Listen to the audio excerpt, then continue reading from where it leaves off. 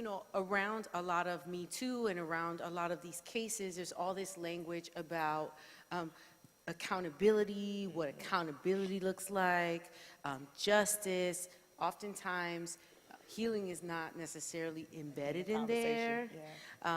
So I kind of want you to talk a little bit about how you see accountability. How are you trying to expand that? What kinds of conversations do we need to be having about what justice looks like?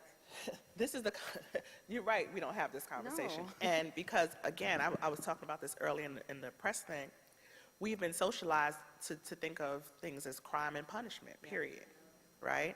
And sexual violence is so nuanced and they're so varied. There's so many instances where that's just not the solution. And so, again, when I talk about centering survivors, it is also in this part of the work as well. When we talk about justice, that has to be defined by me, by the survivor, not me, Tarana, sorry. I meant like by us. I will be defining all justice right. from here on. Come to me, I will give you justice. No. Right. But I mean, as a survivor, you have to decide what justice looks like for you, and that's uncomfortable for people. It really is. It's like, you did this crime, you should go to jail. Right. Well, those are the options we have available to us. Those are the options we have available most of the time, right? Most of the time, And yes. so when people start talking about alternative forms of justice and transformative justice, let me tell you, I've had the cases where this comes up the most for me over the years have been when it's in the family, first of all, right? And when it's both of the perpetrator and survivor are children, right? And I think that makes it easier for people to understand. I've had cases where it's a 13-year-old and a 7-year-old. And of course, the 13, you know, but then you find out the 13-year-old has also been sexually assaulted, you know, and then it's this conundrum. And I've seen folks who are like, well, they committed a crime. And I'm like, is that what we are? Is that who we are? Right? This is a systemic problem here that we have to deal with, the systemic nature of the problem, and not just what's going to happen when this 13-year-old just goes to jail and is assaulted again, or whatever. So I think it is really important for us to listen to survivors. And here's you can look this up. I'm not making this up.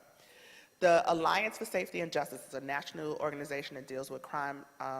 It's made up of crime victims and survivors who are talking about justice, what justice really looks like. They did this nationwide study. And then we did a study specifically around sexual violence. When you talk to survivors of crime in general, they don't name the prison system as their first line of defense when it comes to crime. When you talk to survivors, even in this case, again, go back to what I said about those women and Harvey Weinstein.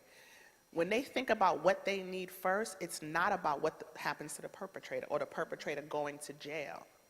People want healing, people want safety, people want accountability, but accountability looks different to a lot of different folks. And I think we have to also expand our thinking around accountability, because what will happen is we'll get these tougher laws, right? Yes. You know, so the response to Me Too movement is all this legislation, not yet, but you know, I can see that happening, right? Legislation and then tougher laws and all the rest. And there should be, now I will say, there should be some tougher laws around some things. We need stricter laws and accountability and oversight in some areas, but then you get these laws that have this what do you call that? Like double effect, right? Not loopholes, but you think you're helping, but you're actually criminalizing another community. So, or they more negatively impact certain communities and not others, right? So we have to be really careful about how we go about doing that in this moment. Right. And again, it's another opportunity we have to shape this, because it hasn't been shaped yet. Right, right.